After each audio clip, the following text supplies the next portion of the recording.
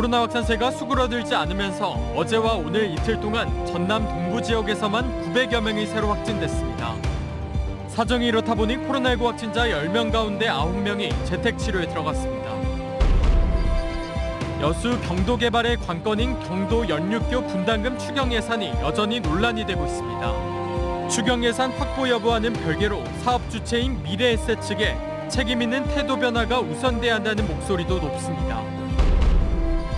윤석열 국민의힘 대선 후보가 오는 12일 기차를 타고 여수와 순천을 방문합니다. 이낙연 전 더불어민주당 대표는 이재명 후보의 총괄 선대위원장을 맡아 정체된 호남 민심의 변화를 꾀하고 있습니다.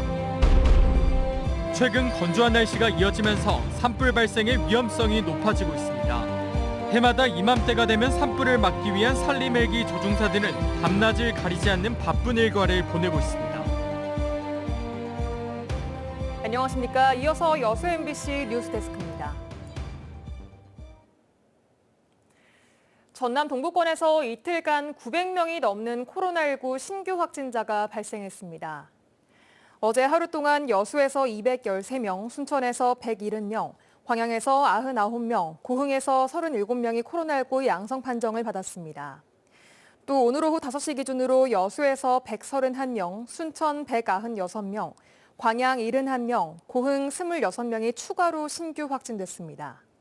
방역당국은 확진자가 급증함에 따라 오미크론의 특성을 고려해 고위험군의 관리에 집중하는 오미크론 맞춤형 방역 의료 체계로 개편했습니다.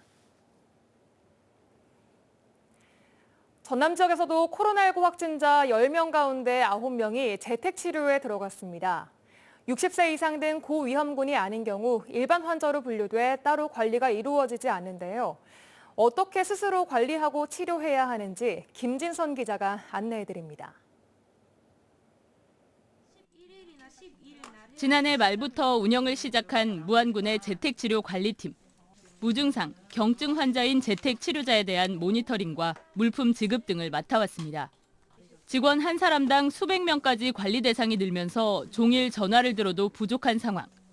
이제 고위험군인 60세 이상과 50세 이상 기저질환자 등에만 하루 2차례 전화로 건강 상태를 확인합니다. 나머지 일반 확진자들은 격리 기간 동안 따로 관리를 받지 않습니다.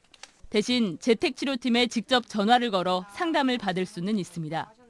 일반 관리군이라도 집에 계시다 보면 응급 상황이 수도 있고 그러다 보면 그거 관련해서 건강 의료 개통 상담도 가능하고요. 재택치료팀이 개편되는 재택관리지원 상담센터는 22개 각 시군과 전남도 등 23곳에서 운영됩니다. 공중보건의가 배치되기 때문에 실시간 의료 상담도 가능하고 동네 병의원과 연계해 비대면 진료, 의약품 처방도 집에서 받을 수 있습니다. 가벼운 감기 증상인 경우 해열제 등 상비약을 복용할 수 있지만 호흡이 어렵거나 열이 심한 경우 반드시 도움을 요청해야 합니다. 모니터링을 해주는 데가 없고 본인이 자가 모니터링을 해야 되기 때문에 증상이 있는 경우 반드시 재택치료 상담센터를 통해서 도움을 빨리 받으셔야 됩니다. 일반 확진자 가운데서도 홀로 사는 노인 등 주거 환경상 재택치료가 어려운 주민들은 상담을 통해 전남형 재택치료 시설에도 입소할 수 있습니다. MBC 뉴스 김진선입니다. 광양시가 지역 내 코로나19 오미크론 변이의 확산세 속에 관내 어린이집 전면 휴원 조치에 들어갔습니다. 광양시는 연일 100여 명에 육박하는 코로나19 확진자가 발생하고 있는 상황 속에서 어린이집 감염병 확산을 방지하기 위해 국공립과 법인단체 등 관내 100여 개소 전체 어린이집을 대상으로 별도 공지일까지 전면 휴원할 수 있도록 조치했습니다. 시는 이와 함께 가정보육을 원칙으로 하면서 당번교사를 배치해 긴급 보육을 실시하기로 했으며 어린이집에 대한 피해 감소를 위해 휴원 기간 보육료 지원을 유지할 방침입니다. 여수시의회가 올해 본 예산에서 전액 삭감했던 경도 연륙교 분담금 추경 예산이 여전히 논란이 되고 있습니다. 그러나 여수시가 분담해야 할 72억 원의 예산 확보 여부와는 상관없이 사업 주체인 미래에셋 측의 책임 있는 태도 변화와 소통이 우선 필요하다는 의견이 지배적입니다. 최우식 기자가 보도합니다.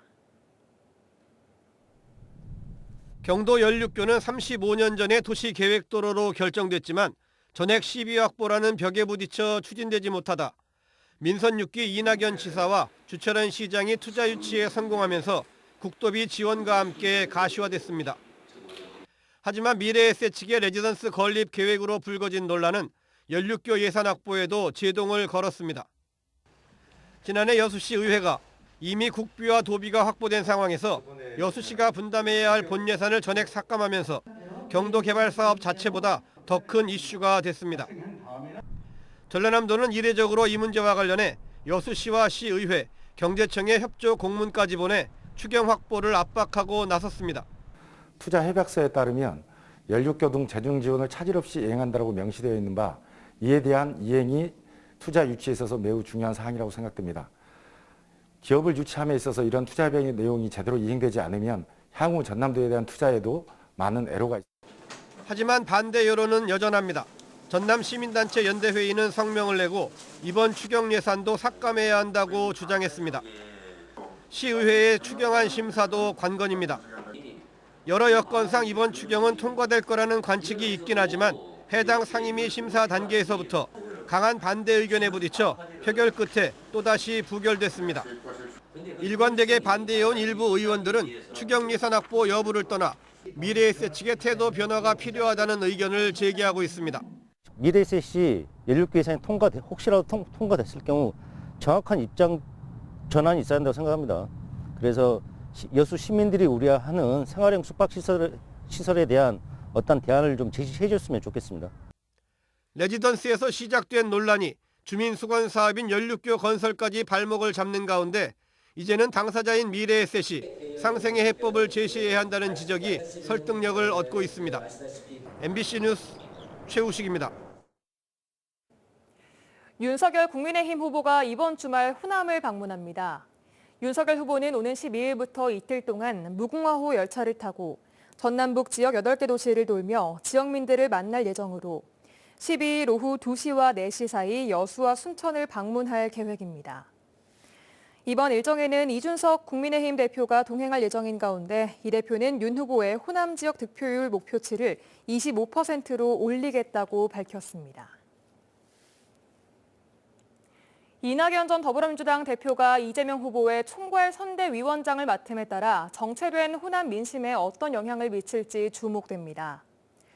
국가비전 통합 국민통합위원장으로 대선을 측면에서 지원해왔던 이 전 대표는 오늘 오전 선대위 회의부터 총괄 선대위원장으로 본격적인 지원 활동을 시작했습니다. 민주당은 공식 선거운동 개시를 일주일 앞두고 이 전 대표가 전면에 나서면서 호남 표심 결집 등 내부 결속을 다지는 동시에 중도층을 공략하는 데도 효과가 있을 것으로 기대하고 있습니다. 순천 나간읍성의 유네스코 세계문화유산 등재가 추진됩니다. 순천시는 나간읍성과 함께 고창읍성과 해미읍성, 진주성을 유네스코 세계문화유산으로 공동 등재하기 위해 올해 하반기 관련 지자체들과 협의회를 구성할 계획이라고 밝혔습니다. 또 읍성의 역사적 가치에 대한 학술 연구를 공동으로 추진하는 한편 체계적인 보존 활용 방안을 마련하는 등 문화유산 등재를 위한 사전 작업을 진행할 방침입니다. 대보름을 앞둔 가운데 연일 건조주의보가 내려지면서 산불 발생 위험이 높아지고 있습니다. 매년 이맘때면 산불을 막기 위해 조종사를 비롯한 헬기팀이 5분 대기조를 편성하고 바쁜 일과를 보내고 있는데요. 강서영 기자가 이들을 만나봤습니다. 헬리콥터가 엔진음을 내며 상공으로 떠오릅니다. 연기 사이에서 불이 난 지점을 찾아 길어온 물을 뿌려 진화 작업을 실시하는 산불 헬기입니다. 산불 현장은 육상으로는 접근조차 어려운 만큼 한 번에 많은 물을 뿌릴 수 있는 헬기의 활약이 신속하게 불을 끌 수 있는 최대 관건입니다. 밤비라는 명칭을 가진 산불 진화용 물바가지이지만 한 번에 3,400리터의 물을 저장할 정도로 단단하고 무겁습니다. 산불이 잦아지는 매년 11월부터 조종사를 비롯한 산불 헬기팀들은 비상대기에 돌입합니다. 언제 어디서 산불이 발생할지 모르는 만큼 매일 실시간으로 즉시 출동할 수 있도록 긴장의 끈을 놓지 않습니다. 모든 항공기를 아침에 꼼꼼하게 즉각 출동을 하기 위해서 완전히 준비를 해놓은 상태에서 이제 만약에 연락이 왔다. 빨리 이동을 해서 현장 상황을 판단을 해야 되겠죠. 산불이 지금 어떤 모양으로 나오고 있고 발화 지점은 어디고. 산불은 바람이 강하고 건조한 날에 주로 발생하기 때문에 조종 경력만 40년에 가까운 베테랑 기장들도 헬기 조종은 어느 항공기보다 쉽지 않다고 말합니다. 때문에 추운 날씨 속 물을 뜨는 저수지와 밤비 등이 얼어붙는 돌발 상황이 발생하기도 하고 항공기가 물의 무게를 견디지 못해 엔진 출력이 저하되는 아찔한 상황도 발생한다는 게 조종사들의 이야기입니다. 매 순간이 아찔한 경험입니다. 산불은. 바람이 불고 가면 상승 위료가 있고 또 여기 또 고압선이 지나가고 그런 거를 모르는 그런 악조건을 제거하면서 비행한다는 게 사실은. 산림은 후손들에게 물려줄 자산인 만큼 우선 산불 예방을 통한 산림 보호에 앞장서야 한다고 강조했습니다. 우리 후손들에게 물려줄 이 고귀한 자산인 산림 자원을 산불로부터 보호하는 자부와 긍지를 가지고 있습니다. 조기 진화를 위해서 또 최선을 다할 것을 이 기회를 빌어서 또 다짐을 해봅니다. MBC 뉴스 강서영입니다.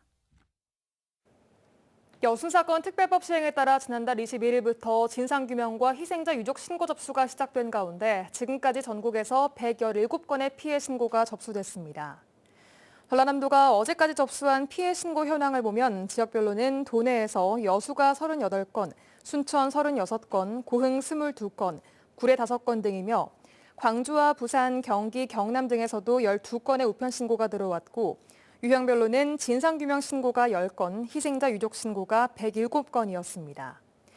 특히 각 지역 유족회를 중심으로 서류 준비와 신고 절차를 논의하고 있으며 서울 지역 유족회는 이달 말쯤 100여 건을 한꺼번에 우편 신고하는 방안을 검토 중인 것으로 알려졌습니다. 전남 도교육청과 여수 목포 MBC가 오늘 전라남도 국제교육원 화상회의실에서 다문화 교육 인식 개선 홍보 활성화를 위한 업무 협약을 맺었습니다.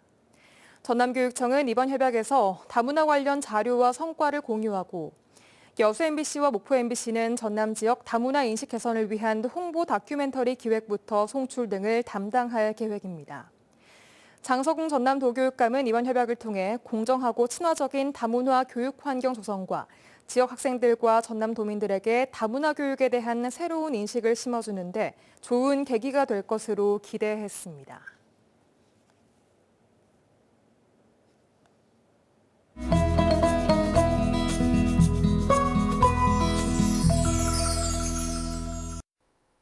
여수 MBC AI 내일의 날씨입니다. 오늘 전남 동부 지역은 대체로 맑다가 오후부터 구름이 많아졌는데요. 일부 지역에는 건조주의보까지 발효됐습니다. 내일 전남 동부 지역은 대체로 맑겠습니다. 아침 기온도 차차 오르겠습니다. 여수가 3에서 10도, 순천 1에서 11도, 광양 2에서 12도, 고흥은 0에서 11도의 기온 분포를 보이겠습니다. 내일 광주는 영하 1에서 10도, 목포는 0에서 7도를 보이겠습니다. 내일 남해서부 해상은 대체로 구름 많겠습니다. 파도는 남해서부 앞바다에서 0.5m, 먼바다에서 0.5에서 1m로 일겠습니다. 기온이 차차 오르면서 낮 기온은 평년과 비슷하겠는데요. 다음 주부터는 다시 아침 기온이 영하권으로 떨어지면서 쌀쌀하겠습니다. 건조한 날씨는 계속 이어질 것으로 예상돼 산불 등 각종 화재에 각별히 주의하셔야겠습니다. 지금까지 AI 날씨였습니다.